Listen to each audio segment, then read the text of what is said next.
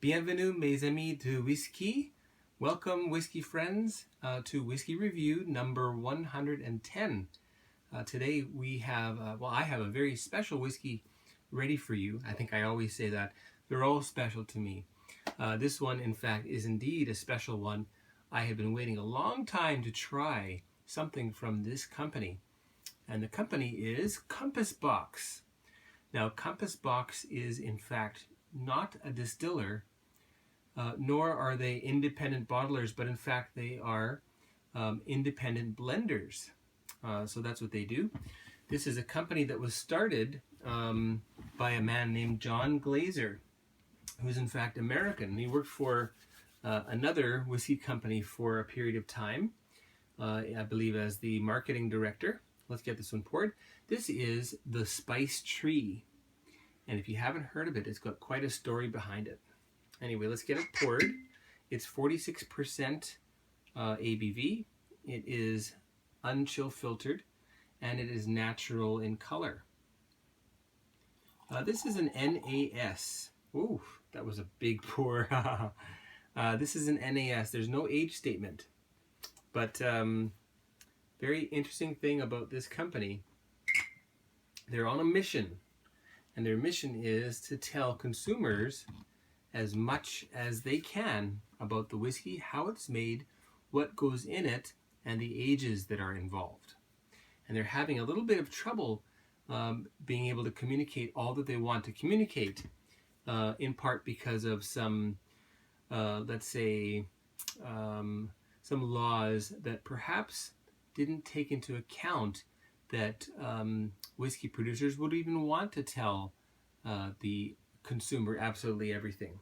Okay, so this is the Spice Tree, first released, I believe, in 2005, I do believe.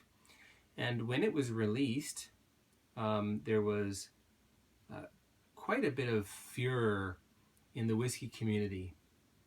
It was taken really well, really well received until the Scotch Whisky Association, the SWA, got wind that Compass Box and John Glaser had used some, let's say, untraditional methods for maturation. Now, the whiskey is already matured, and then it goes through a second maturation, which is what they do. And at first, what he did was something they do with the in the cognac industry, which is to use extra wood inside the barrel. So in other words, there's the barrel, and then inside having extra pieces of wood in there to add more character, to give it more maturation, and so on. Anyway, they didn't like that, so it had to be banned. Of course, they sold out fast enough that was that. But he had to do something different, and so he came up with a solution. We'll talk about that in a minute. All right, so that's the Spice Tree. I'll give you just a very brief, short WhiskyWhistle history on the Spice Tree, well, Compass Box and the Spice Tree. So John Glaser, I mentioned, this was founded in 2000, and he started in his home, in fact, and managed to get the company going with his ideas of the fact that the maturation, the extra maturation, is a way to take whiskey and to make it something even more special than it is, in his opinion. And I think he does a very good job of that. Anyway, so the first things that they did were something called, as part of what they call the signature range, okay, of which this is one. And you'll see pictures of the signature range rolling through. That's John Glaser you're looking at right now. How do I know that? How can I see? I've got a mirror involved here. Okay, so there he is again, looking at casks. Anyway, so I mentioned the signature range, and I'll just tell you the names of the whiskeys in the signature range. And those are Asyla, A-S-Y-L-A, which is a blended Scotch whiskey, so there's got some grain whiskey involved. Oak Cross, which is a blended malt. This one's, I believe, 43% ABV. Then there's Spice Tree, which is also a blended malt, 46% ABV. And and there's two more, Hedonism, which that's on my to buy list. I'm dying to try that one. That's a blended grain whiskey, also 46% ABV. And finally, Peat Monster, aptly named, which is predominantly a peated whiskey that goes in there. So the interesting thing, though, is that the company tells you exactly what whiskeys and in what proportion go into the final product. And from all of the distilleries, they focus on these few: Ardmore, which is peated. Ardmore, goodness. Highland. Kalila, which is from Islay. Clynelish, which is also Highland. It's hard to pronounce that one. Taluan, I believe. Taluan. Looks like Taluane in English, but anyway, Taluan. Glenelgin, Lafroig, and Tiananic. And the grain whiskey is from the Cambus distillery. Pardon me. And well, since we're talking about the spice tree, where are my notes? Let's talk about that. The spice tree is a mix of Clynelish, which is 60%, Taluan,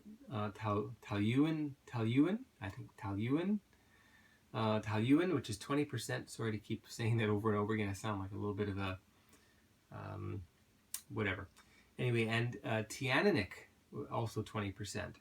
So those three whiskeys, and then it goes through an extra maturation in 4 different casks, three of which are hybrid.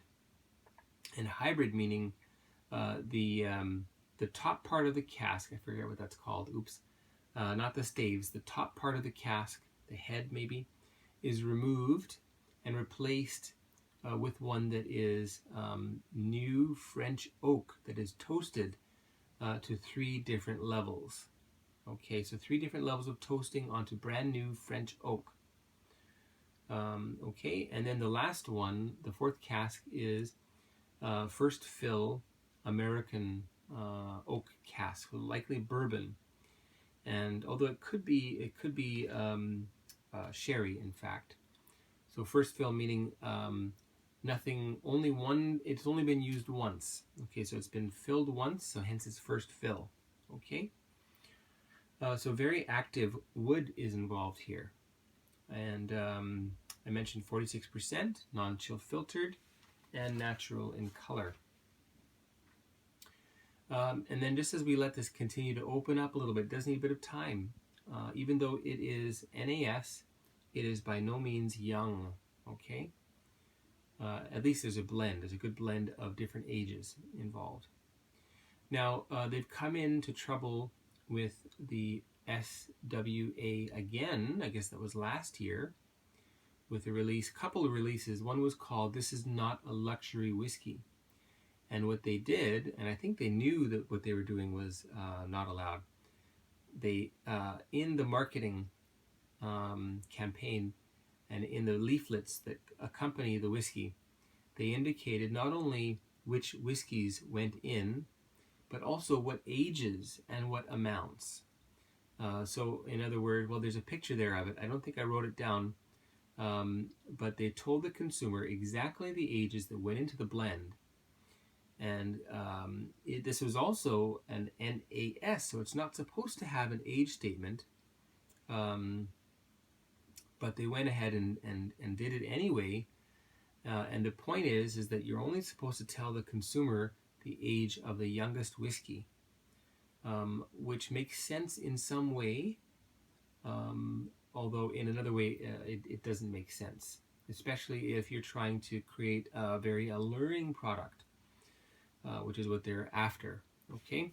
Anyway, so they were told to get that marketing pamphlets and leaflets and stuff on the internet to get it off, get it out, to get it out of the boxes, off the packaging, off the internet, and they complied begrudgingly. And they have since started a campaign to try and get that law repealed. And there may be some help because that law was a European law, and very soon, because of the vote, Great Britain is receding, getting itself out of the European Union. So there could be some changes there, pardon me. Anyway, and then interestingly, this year, as a bit of a way to stick their tongue out at the SWA, they released two more interesting things. One is a 3-year-old whiskey, which they're calling a luxury. What is it called? It's got an interesting name to it. Anyway, it's being released as a 3-year-old, and the point is that it's only 1% 3-year-old whiskey, or maybe less than that. And then the rest is much older whiskey. And while they can't tell the consumer directly, they've invited consumers to contact them by email, and they'll let them know secondhand, I guess you'd say, exactly the ages of the whiskey that go in there. So that's interesting. So a 3-year-old luxury whiskey. That sounds bizarre. And the other one is a new spice tree, which they're calling Extravaganza, which sounds also really, really interesting, and it's basically just an upgraded version of what I've got right now.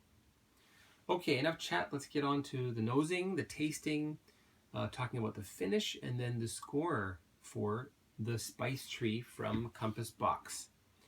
Before we do that, it'll be a very short advertisement right here. Welcome back.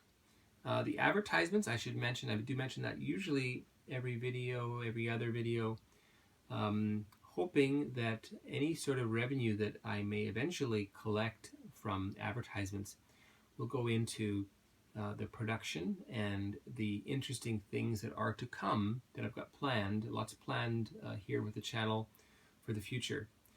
As of yet, zilch. Okay? Anyway, I'll let you know when there is something that's coming from the YouTube revenue. On to the nose.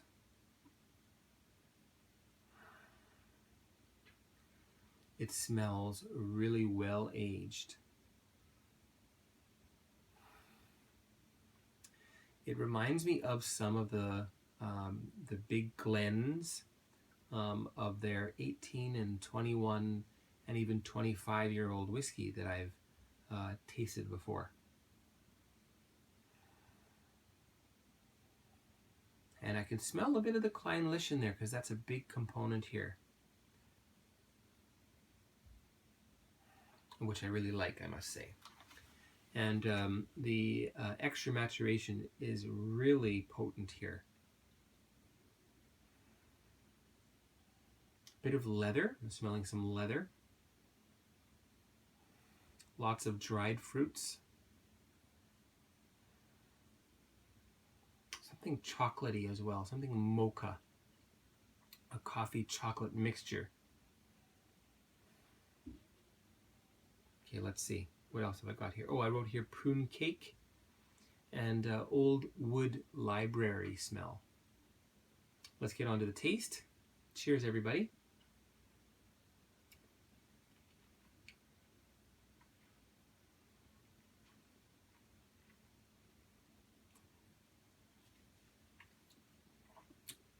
Sweet, and then some real dryness. Part of that's the Clynelish, which is quite dry. Anyway, very sweet at the front, at the opening of the taste. And I wrote here, rich sweetness with a zippy tang. So a little bit of tartness, that's that tanginess, but also quite dry.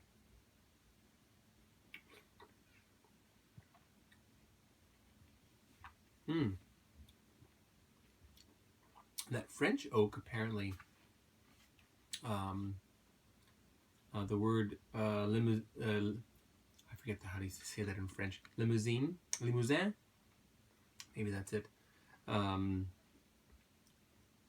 Whether that's the region from where the oak comes from.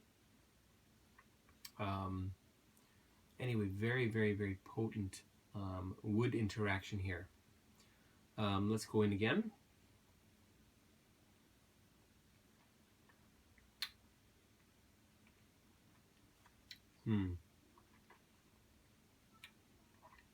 Sweet, a bit of sourness, some nice dryness, like a nice rich red wine. Okay, and then flavors, the coffee, the toffee, the dried fruits, dried figs, some chocolate. It's also very orangey, like an orange marmalade, but the kind with the high peel content. So a lot of that fragrant zest of the orange rather than the fruit of the orange. Leather is still featured here on the flavor. If you know what leather tastes like, if you ever played baseball and you happen to chew the strings on the glove, there you go. Okay, let's try one more time.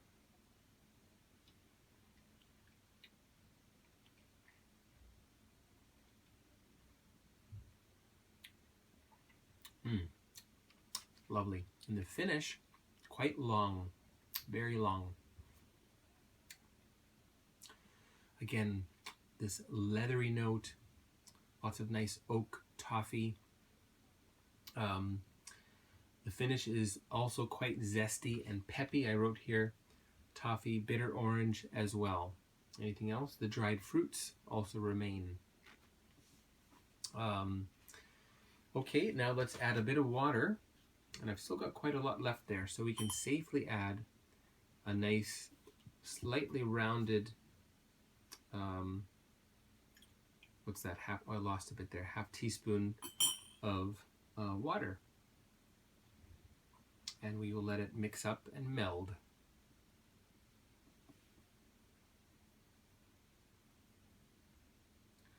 Anyway, probably Compass Box may be rapidly becoming the most sought after whiskey from the, let's say, the non-official bottlings of Scotch whiskey. It's a Scotch whiskey. I think I didn't mention that. It's a Scotch whiskey. It's a blended malt Scotch whiskey. And anyway, Compass Box, way up there now. In a very short period of time, they have met and possibly surpassed volumes that some of the other independent bottlers put out. At least the ones who don't own a distillery. Okay, that looks pretty good. Yes. Okay, let's get on to the taste of the spice tree with a little bit of water added. Okay, and before we check out the nose, there'll be a very short, extra little advertisement right here. Welcome back. On to the nose with water, spice tree from Compass Box.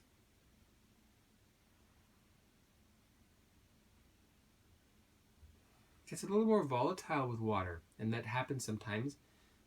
Let it, just let it sit for a little while. That should subside. Still pretty potent. But what I'm noticing is a little bit more of the leather is coming through now. So it's interesting. It seems as though with water, you get interaction with whatever is the largest volume in there. So I'm getting leather with water.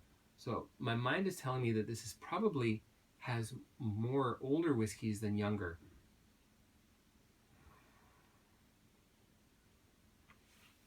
And it really does smell like about an 18-year-old whiskey, maybe even 20. Okay, What else here? Dusty old books.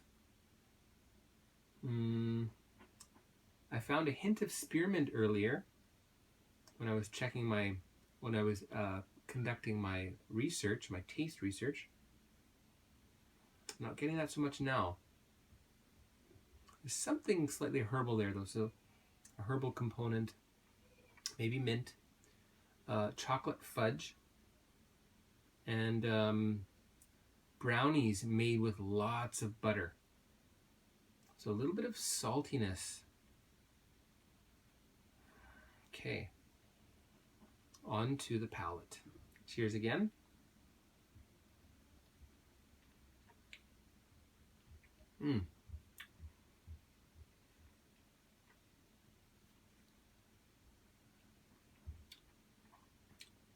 Killer with water.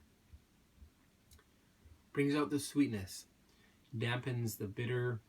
Of course, I don't mind the bitter, but it dampens the bitter and the tangy sourness.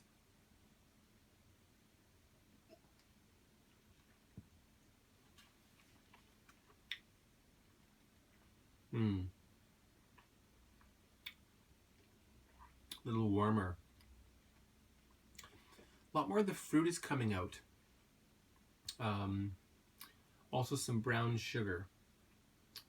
And what else did I write here? Heightened sweetness, brown sugar sweetness. Similar fruit flavors, but enhanced. And the finish, however, is a bit drier.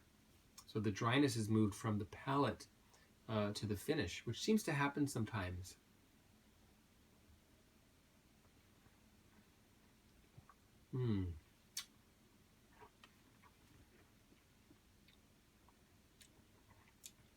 Very nice. Sometimes when I watch these videos, I think, boy, I keep it in my mouth quite a long time. That may be a little bit off-putting for some viewers, because of the silence. But, this is the way to, well, one of the ways anyway, There's no exact way to taste whiskey, but, you should kind of hang on to it a little bit longer than say wine or beer. You can try it also with wine and beer. Okay, so yeah, a little bit drier, a little bit more sweetness, some brown sugar. Okay, and the finish a little bit drier, as I said, and not as much of the fruitiness left in the finish. One more taste because it is so nice.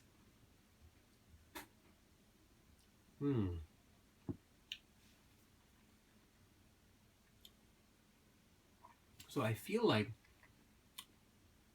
really nice. I feel like this is, with the extra wood giving it some sweetness, this is really getting into the sweeter Highland Speyside fruit and sort of nutty flavors that you find in those regions. And it's doing it really, really well. And I think anyone who likes some of the older Glen whatever, be they 18 or 21 years old, they may want to give Compass Box a try with the Spice Tree. And I would guess that the new one, the Spice Tree Extravaganza, would probably even more so hit those well-aged flavors that many people really enjoy. Okay. All right, so let's get on to the scoring for this one. What will that be? The WhiskyWhistle whiskey score for Compass Box, the Spice Tree by Compass Box, will be 92 out of 100. I had to wait because I had a little bit of a burp there. Sorry about that. Okay, so I fell in love with this from the first moment I tried it. I enjoyed this at a lineup. In fact, at the Malt Shop, that's where I bought that one. The Malt Shop here in Seoul, in Gangnam. I went to a tasting put on by White and Company, who are the importers of Compass Box here in Korea. And this one really stood out. Peat Monster, also very nice. Oak Cross, also excellent. Even Asila, also really, really nice. but this was the winner for me. Okay, so I fell in love with this one, 92 out of 100. Okay, that's the WhiskyWhistle whiskey score for the Spice Tree by Compass Box. Why am I looking at the box again? And nickname, I'm giving this a bit of a nickname. And this one is the French Connexion au Chocolat. The French Chocolate Connection. Okay, so chocolatey, a little bit of coffee notes in there. Older leather and that sort of old bookshelf, oak shelves, old wood furniture kind of a smell, rich fruit flavors, toffees and fudge rounding it out. Nice spectrum of flavors, really nicely balanced. Sweetness with a bit of tang and a little bit of dryness, bringing it together. Excellent with water. Okay, so I highly recommend that one. Hope you enjoyed the review. Please do try it. If you have tried it and you'd like to leave a comment, that would be really nice. Please leave a nice comment for me, or tell me that I'm crazy, you know, if you feel that way. All right, and don't forget to subscribe if you haven't yet. Right down in the corner here, you can click on that, click on subscribe from the main page. I've reached 400 subscribers, so I'm really thrilled about that. And a shout out to Thomas. Thomas, who is one of the newer Scotch Addicts. That's a Facebook group, Scotch Addicts. You can search for that. Thanks for being number 400. And to all of you watching, thank you. Thank you so much. Stay tuned for number 111 coming very soon. Take care now. Goodbye.